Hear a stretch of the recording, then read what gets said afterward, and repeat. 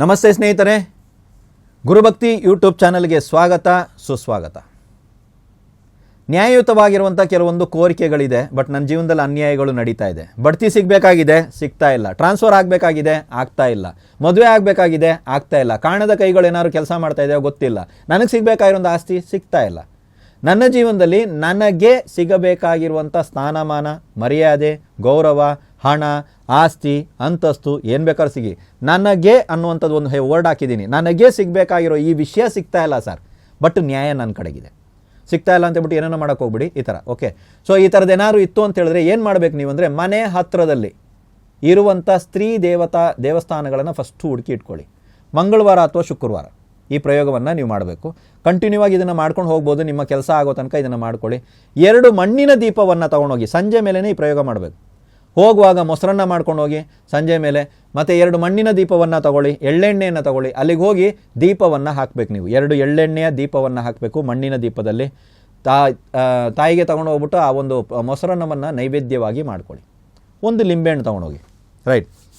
First ದೀಪ ಹಾಕಿದ್ರಿ, ಅದಾದಮೇಲೆ ಮೊಸರನ್ನವನ್ನು ಸಮರ್ಪಣೆ ಮಾಡಿ, ಆಯಿತಾ. ಅದನ್ನು ಪ್ರಸಾದವಾಗಿ ಇನ್ನೂ ಹಂಚಬೇಡಿ, ಅದನ್ನು ಅಲ್ಲಿ ಕೊಡಿ. ಅದಾದಮೇಲೆ 1 ಲಿಂಬೆಹಣ್ಣನ್ನ ಕೈನಲ್ಲಿ ಇಟ್ಕೊಳ್ಳಿ. ಕೈನಲ್ಲಿ ಇಟ್ಕೊಂಡು ಈ ರೀತಿ ಕೈನಲ್ಲಿ ಇಟ್ಕೊಂಡು ಪ್ರಾರ್ಥನೆ ಮಾಡ್ಕೊಳ್ಳಿ. ನಿಮ್ಮ ಸಂಕಲ್ಪ ಇತ್ಯಾದಿಗಳು ಏನಿದೆ, ಯಾವುದು ನಿಮಗೆ ಬರಬೇಕಾ, ಯಾವುದಾದ್ರು ಒಂದು ವಿಷಯದ ಬಗ್ಗೆ ಮಾತಾಡಿ. ತುಂಬ ಜನ ಏನು ಮಾಡ್ತಾರೆ, ತುಂಬ ಹಲವಾರು ವಿಷಯಗಳನ್ನ ಕೇಳಿದ್ದೇ ಕೇಳ್ಕೊಂಡು ಅಥವಾ ಇಲ್ದಿರೋದನ್ನೆಲ್ಲ ಕೇಳ್ಕೊತಾ ಇರ್ತಾರೆ. ಆ ರೀತಿ ಮಾಡಬೇಡಿ. ನಿಮಗೆ ಅನಿಸುತ್ತಲ್ವ ಇದು ರಿಯಲ್, ನಾನು ಸರಿ ಇದ್ದೀನಿ. ಇವಾಗ ನಿಮಗೆ ಕರೆಕ್ಟಾಗಿ ಅನಿಸುತ್ತಾ ನಾವು ಸರಿ ಇದ್ದೀವ ತಪ್ಪಿದ್ದೀವ ಅಂತ? ಲೋಕದ ಕಣ್ಣಿಗೆ ಏನೇ ಇರ್ಬೋದು, ನೀವು ಸರಿ ಇದ್ದೀರಾ? ನಿಮ್ಮ ಪ್ರಕಾರ ಇದು ನ್ಯಾಯವಾಗಿ ನನಗೆ ಬರಬೇಕು. ನಿಮಗೆ ಅನಿಸುತ್ತಾ? ನನಗೆ ಊರಿಂದೆಲ್ಲ ಕತೆ ಬೇಡ, ನಿಮ್ಗೆ ಅನಿಸುತ್ತಾ? ಅದನ್ನು ಬೇಡ್ಕೊಳ್ಳಿ. ಇದು ಬೇಕು ಅಂಥೇಳಿ ಈ ಲಿಂಬೆಹಣ್ಣನ್ನು ಅಲ್ಲಿರುವಂಥ ತ್ರಿಶೂಲಕ್ಕೆ ಚುಚ್ಚಬೇಕು. ಅಂದರೆ ಸ್ತ್ರೀ ದೇವಸ್ಥಾನ ಇರಬೇಕು, ನಿಮ್ಮ ಮನೆ ಹತ್ರನೇ ಇರಬೇಕು, ಅಲ್ಲಿಗೆ ತ್ರಿಶೂಲನೂ ಇರಬೇಕು. ಇವೆಲ್ಲ ನೀವು ನೋಡ್ಕೊಳ್ಳಿ. ಕೆಲವರು ಏನು ಮಾಡ್ತಾರೆ, ಕಮೆಂಟಲ್ಲಿ ಹಾಕ್ತಾರೆ ತ್ರಿಶೂಲ ಇಲ್ಲ ದೇವಸ್ಥಾನ ಇದೆ ಅಂತ. ನಾನೇನು ಹೇಳ್ತಾ ಇದ್ದೀನಿ, ಇದೆಲ್ಲ ಇರುವಂಥ ದೇವಸ್ಥಾನವನ್ನು ಆಯ್ಕೆ ಮಾಡಿಕೊಂಡು ಪರಿಹಾರ ಕ್ರಿಯೆ ಇತ್ಯಾದಿಗಳನ್ನ ಮಾಡೋದು ನಿಮ್ಮ ಕೆಲಸ ಇರ್ತದೆ.